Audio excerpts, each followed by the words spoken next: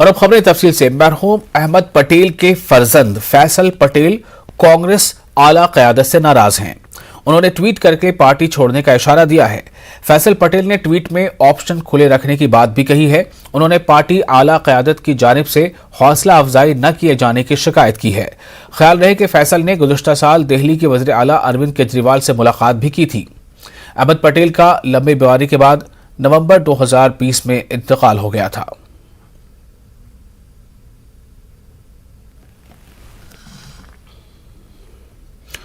हरियाणा और पंजाब में चंडीगढ़ के मसले पर जोरदार रस्साकशी हो रही है। इस सिलसिले में हरियाणा असेंबली का भी खुसूसी इजलास बुलाया गया है। सीएम खट्टर ने ऐवान में चंडीगढ़ के मसले पर करारदाद पेश किया और पंजाब असेंबली में मंजूर करारदाद पर तशवीश जाहिर की। करारदाद में सतलज यमुना लिंक कैनाल की तामीर कराने की मरकज से मांग की गई है। नई कैपिटल बनाने के लिए फाइनेंशियल मदद जुड़ी हुई है। अगर हम नई कैपिटल बनाएं तो उसके लिए हमें केंद्र से उसके लिए उसका पैसा मिलना चाहिए ताकि उसी के मुताबिक हम नई कैपिटल बना सकें। और जब तक इन सारे मुद्दों का एकल फैसला नहीं होगा, हरियाणा यहां डटा रहेगा। चंडीगढ़ से अपने कदम, अंगत का कदम हमने यहां दवा लगा रखा है। यहां से हमारा पैर कोई नहीं उखाड़ सकता। हम चंडीगढ़ में डटे रहेंगे जब तक हमें एसओएल का पानी नहीं मिलता, हमें हिंदी भाषी क्षेत्र नहीं मिलते और नई राजधानी बनाने के लिए हमें पैसा नहीं मिलता, तब तक चंडीगढ़ हमारा है। मध्य प्रदेश के देही इलाकों में हुकूमत के जरिए बनाए हेल्थ सेंटर पर पानी की किल्लत का मामला सामने आया है। रूरल हेल्थ सेंटरों पर पानी की किल्लत का मामला मध्य प्रदेश के हेल्थ कमिश्नर डॉक्टर सुदामा खाड़े के जरिए हुकूमत को लिखे गए खत से सामने आया है। हेल्थ कमिश्नर के जरिए मध्य प्रदेश के 52 जिलों में से 41 जिलों के 3042 देही हेल्थ सेंटरों पर पानी की किल्लत का खुलासा किया गया है। हेल्थ कमिश्नर के जरिए खत में लिखा गया है कि जून 2020 में देही हेल्थ सेंटरों को जल जीवन मिशन के तहत तरजीहात की बुनियाद पर नल जल कनेक्शन जिला सतह पर देने का वादा किया गया था, जिस पर आज तक अमल नहीं किया जा सका है। कमिश्नर हेल्थ के जरिए हुकूमत से जिले की सतह पर पानी की किल्लत का सामना करने वाले देही हेल्थ सेंटर को नल जल कनेक्शन देने का मुतालबा किया गया है।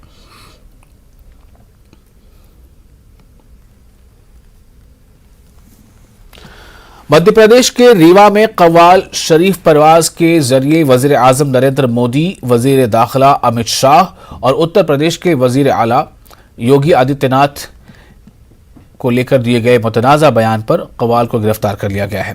कव्वाल शरीफ परवाज की गिरफ्तारी एमपी वजीर दाखिला डॉक्टर नरोत्तम मिश्रा की हिदायत पर की गई है। कव्वाल शरीफ परवाज की गिरफ्तारी मध्य प्रदेश की रीवा की पुलिस ने उत्तर प्रदेश के कानपुर से की है। कव्वाल शरीफ नवाज को गिरफ्तार करके जेल भेज दिया गया है। कव्वाल शरीफ नवाज ने अपने बयान में कहा था कि पीएम मोदी, अमित शाह और योगी कुछ नहीं है। अगर गरीब नवाज चाह लेंगे तो हिंदुस्तान पता ही नहीं चलेगा कि कहां पर बसा था और कहां पर था।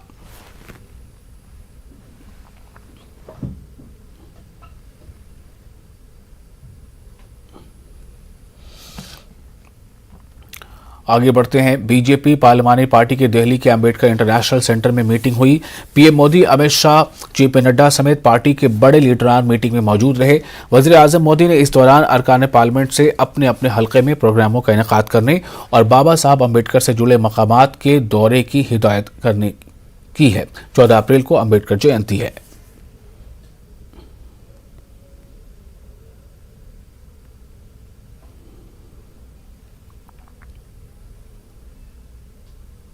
सात तारीख से शुरू होगा और 20 तारीख तक ख़त्म होगा। इस बीच में डॉक्टर अंबेडकर जी का जो जयंती है, वो अंबेडकर का जयंती का दिन भी विशेष प्रोग्राम का माननीय प्रधानमंत्री जी ने आह्वान की है और 15 दिन का ये कार्यक्रम में विशेष रूप से उन्होंने आग्रह किया है हम सब लोग ये जो स्वच्छता के कार्यक्रम में विशेषता 75 जो हमारा वाटर टैंक्स रहता है, तालाब बोलते हैं हिंदी में, वो तालाब स्वच्छता के उसमें ज़्यादा से ज़्यादा आग्रहपूर्वक आप सब रहे, उसमें श्रमदान करें, ऐसे माननीय प्रधानमंत्री जी ने आह्वान किया है। और कल माननीय प्रधानमंत्री बीजेपी के स्थापना दिवस पर शुभ अवसर पर सारे भारतीय जनता पार्टी के कार्यकर्ताओं को उन्होंने वर्चुअली संबोधित कर रहे हैं। 7 अप्रैल को आयुष्मान भारत है और जन औषधि केंद्र का है, और 8 अप्रैल को पीएम आवास है, और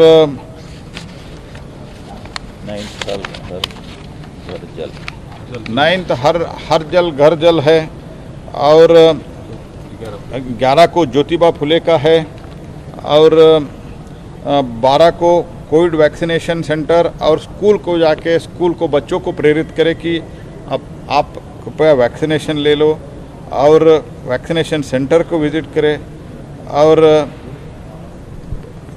13 को प्रधानमंत्री गरीब कल्याण योजना का जो प्रधानमंत्री गरीब अन्न कल्याण योजना है उसमें पीडीएस सेंटर को विजिट करना है, और 14 तारीख को अंबेडकर जयंती बूथ लेवल पर करना है। 15 को जनजाति दिवस, हमारा जो एसटी मित्र है उन लोगों से बातचीत करना है, और उनका जो स्कीम है वो उनके बारे में पहुंचा है न पहुंचा है वो देखना है।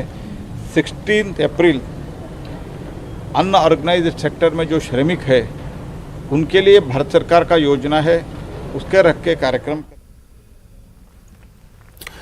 आगे बढ़ते हैं। मध्य प्रदेश कांग्रेस के जरिए नवरात्रे मनाने को लेकर पार्टी के सभी ओहदेदारान को एक अहकाम जारी किए जाने पर मध्य प्रदेश में सियासत छूट गई है। कांग्रेस एमएलए आरिफ मसूद ने जहां पार्टी अहकाम की मुखालफत की है, वहीं वजीर दाखिला नरोत्तम मिश्रा ने आरिफ मसूद के एतराज पर तंज किया है।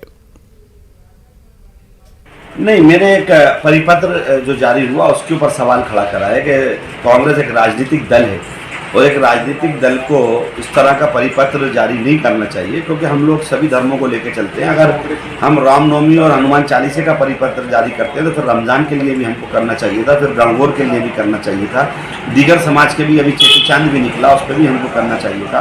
तो ये एक अच्छी परंपरा राजनीतिक दल के लिए नहीं है जो मैं समझता हूँ। हम इस तरह के परिपत्र जारी करके मौका दे रहे हैं, क्योंकि कांग्रेस का जो हिंदू है वो कोई आज तो नहीं, इनके कहने से तो रामनवमी नहीं मनाएगा ना, राजनीतिक दलों के कहने से। जो समाज का जो वर्ग का व्यक्ति है वो अपना मनाता है। रामनवमी भोपाल में मेरी विधानसभा में मेरे साथी मेरे दोस्त खूब अच्छे से मनाते हैं, वो हनुमान जयंती मनाते हैं। परिपत्र जारी करने की आवश्यकता गलत है, मैं नहीं समझता इसको जरूरत थी कोई। उनका ऐतराज वाजिब है और आरिफ मसूद जी को आत्मचिंतन करना चाहिए। कांग्रेस का मुस्लिमों से वास्ता सिर्फ वोटों तक ही है। भाजपा का भय दिखा के वोट लेना सिर्फ इतना ही कांग्रेस जानती है, बाकी तो लगभग उन्हें वोटर ही बना दिया गया है। महंगाई ने आम लोगों के बजट को बिगाड़ दिया है। माह रमजान में मुसलमानों के लिए खरीदारी महंगी साबित हो रही है। हर चीज की कीमत गुज़िश्ता साल के मुकाबले काफी ज्यादा बढ़ गई है। बढ़ती महंगाई से लोग परेशान नजर आ रहे हैं।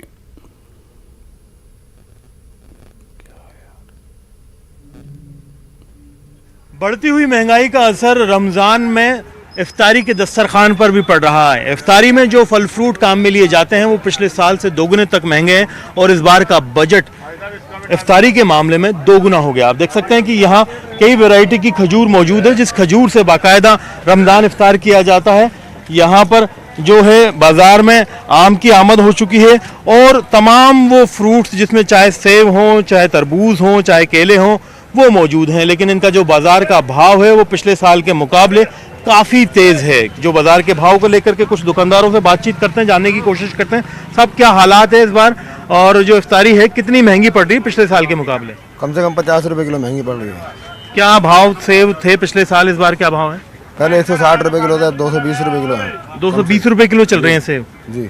और जो खजूर की कई वैरायटी है, कीमिया है, इसमें अजवा है, बहुत सारी चीज़ें आपने रखी हुई हैं। ये 50 रुपए किलो महंगी है कम से कम। पिछले साल के ये जो डब्बा है कितना, आधा किलो का है? जी आधा किलो का है। कितने का था ये? 140 का था पहले। 140 का, आप कितने का दे रहे हैं? अभी 180 का है। 180 का, तो यानी किलो का आपके जो भाव है इसमें खजूर में, सामान्य जो नॉर्मल खजूर और महंगी खजूर है, इसमें कितना कितना फर्क है?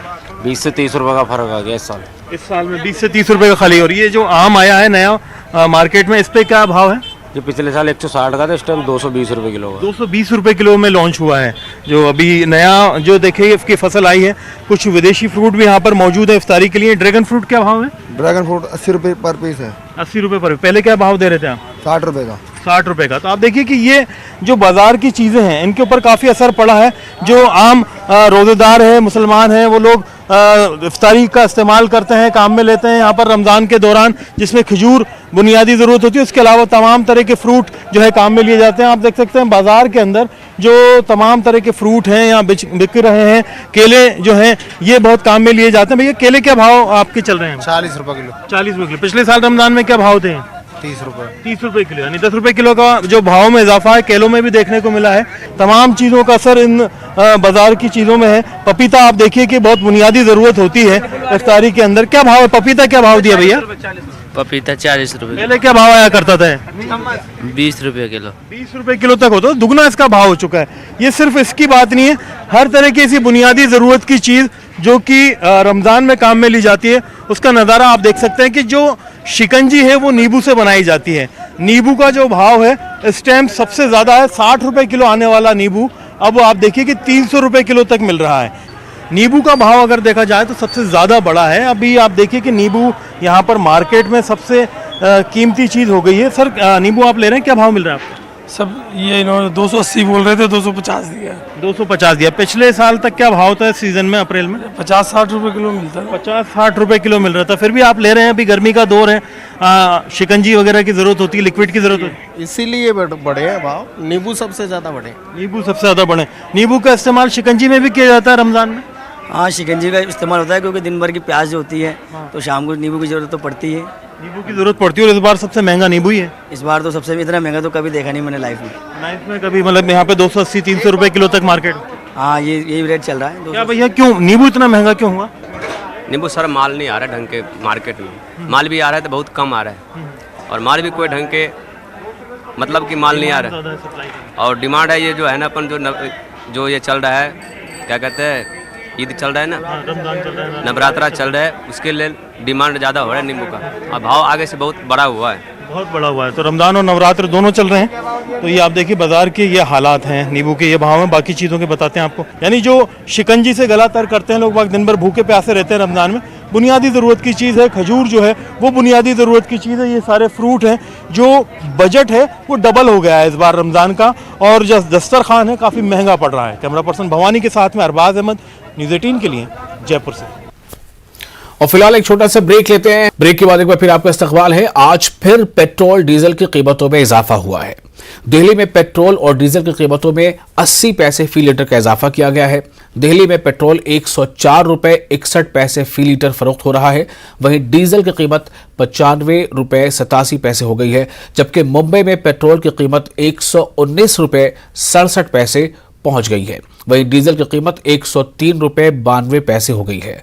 मुसलसल बढ़ती महंगाई ने आम लोगों का बजट बिगाड़ दिया है। मुंबई की तरह ही हैदराबाद में भी पेट्रोल की कीमत फी लीटर 118 रुपए 30 पैसे हो गई है। बहुत काफ़ी महंगा है सर। अभी हम लोग है बजट खराब हो रहा है, बस इस वक्त काफ़ी बजट खराब हो। 3-4 रुपये एक्स्ट्रा बढ़ गया है काफ़ी। अभी ना जब पहले में हम खुद थोड़ा कम ही डलवा रहे हैं अभी तेल। पहले 600-700 रुपये डालते थे क्योंकि हमको हर महीना भर चलना पड़ता है। अभी ऐसे बहुत दिक्कत है सर। फर्क तो 100% पड़ने जा रहा है धीरे धीरे। अब पहले कहाँ 2200 का महीने निकल जाता था पेट्रोल, अब 3000 कर जाता है। कंट्रोल करेगा कौन? अब सरकार के कम पैसे कम पड़ रहे हैं, आए दिन बढ़ाए जा रहे हैं। पेट्रोल ही नहीं, हर चीज़ में बढ़ाई महंगाई हो रही है। जेब पे तो असर पड़ रहा, काफ़ी असर पड़ रहा, क्योंकि 80 पैसे लगभग रोज़ ही बढ़ रहे जब से इलेक्शन के रिजल्ट आए।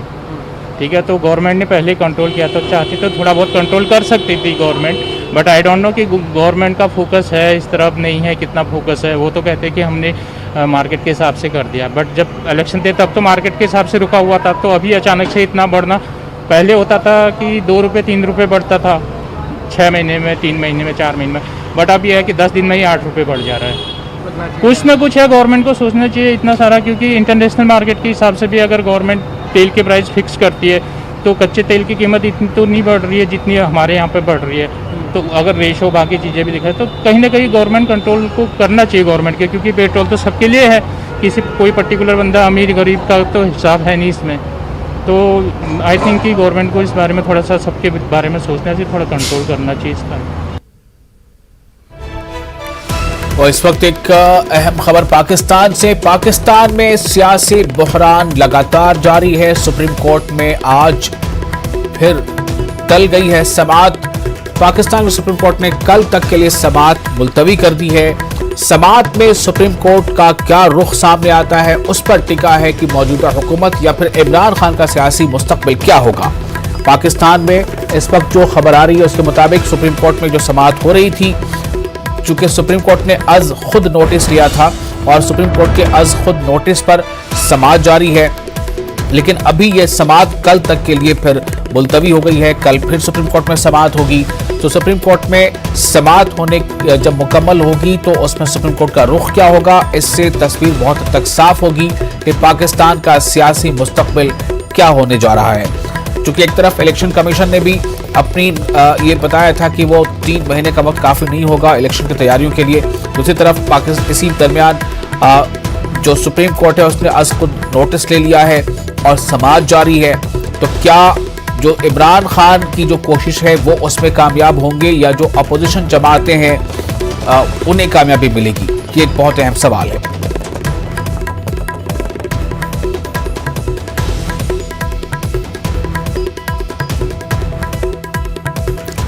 तो पाकिस्तान की इस वक्त अहम खबर पाकिस्तान से। पाकिस्तान में सियासी बहरान फिलहाल अभी खत्म होने का नाम नहीं ले रहा। सुप्रीम कोर्ट में आज फिर समाअत कल तक के लिए टल गई है। पाकिस्तान के सुप्रीम कोर्ट ने कल तक के लिए समाअत को मुलतवी कर दिया है।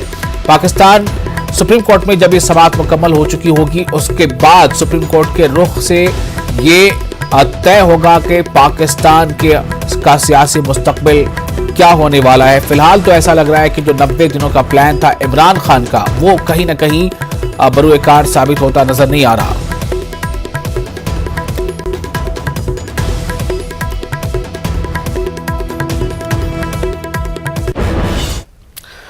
अगली खबर, डीजीपी दिलबाग सिंह ने श्रीनगर में कल सीआरपीएफ जवानों पर हुए हमले से मुतालिक एक सवाल के जवाब में कहा है कि मिलिटेंटों का पागलपन और इस तरह के हमले बर्दाश्त नहीं किए जाएंगे। उन्होंने कहा कि मासूम अफराद को निशाना बनाना और ख़ास तौर पर माह रमज़ान में आम शहरियों पर हमलों की अवामी हलकों ने सख्त मजम्मत की है।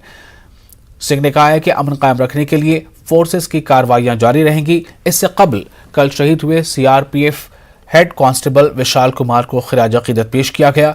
कई आला अफसरान ने शहीद को खिराज अकीदत पेश किया। साथ जो कल 2 वाक़ात और पेश आए, नॉन लोकल लेबर को गोली चलाना और जख्मी करना या फिर माइनॉरिटी कम्युनिटी के मेंबर को टारगेट करना, इसकी भी सख्त मजम्मत हुई है। ये बर्बरियत, हैवानियत की एक तरह की निशानी है, वहशियाना तरह की हरकत है। जब समझ लीजिए कि कोई जानवर पागल होता है उस तरह की हरकत है।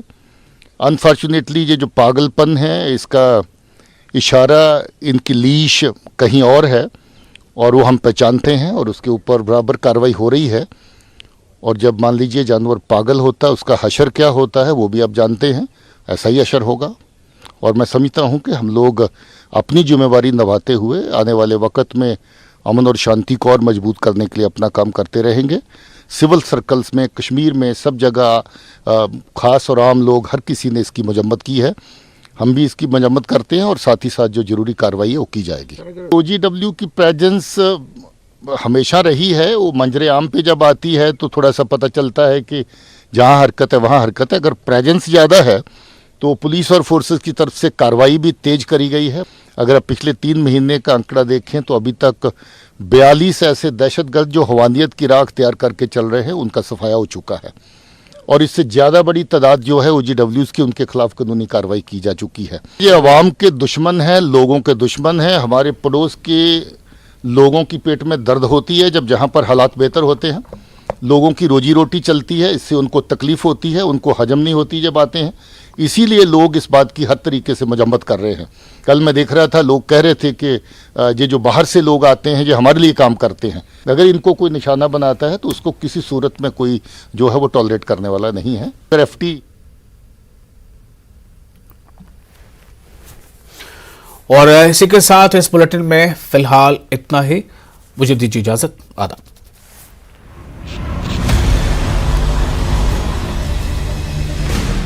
Z and news 18 network present crypto की समझ।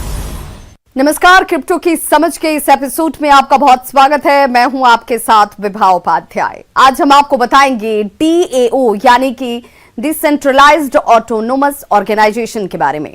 डीएओ ऐसे ग्रुप्स हैं जो किसी कॉमन पर्पस के लिए बनते हैं, जैसे स्टार्ट यूपीएस में इन्वेस्ट करना, एक स्टेबल कॉइन मैनेज करना या फिर एनएफटीएस का बंच खरीदना। डीएओ को उनके मेंबर्स अक्सर क्रिप्टो टोकन्स के इस्तेमाल के जरिए चलाते हैं।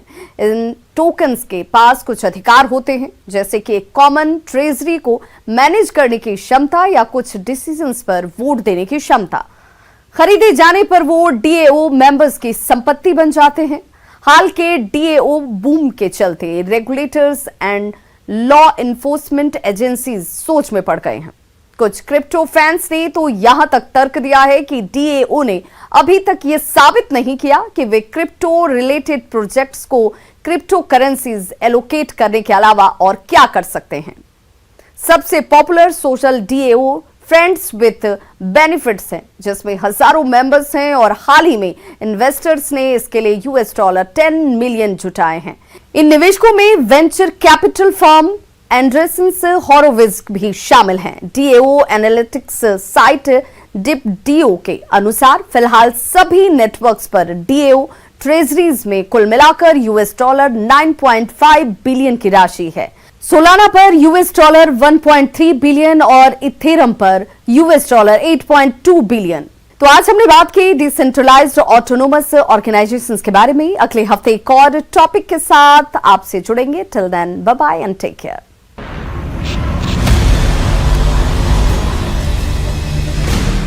Z and news 18 network present crypto की समझ।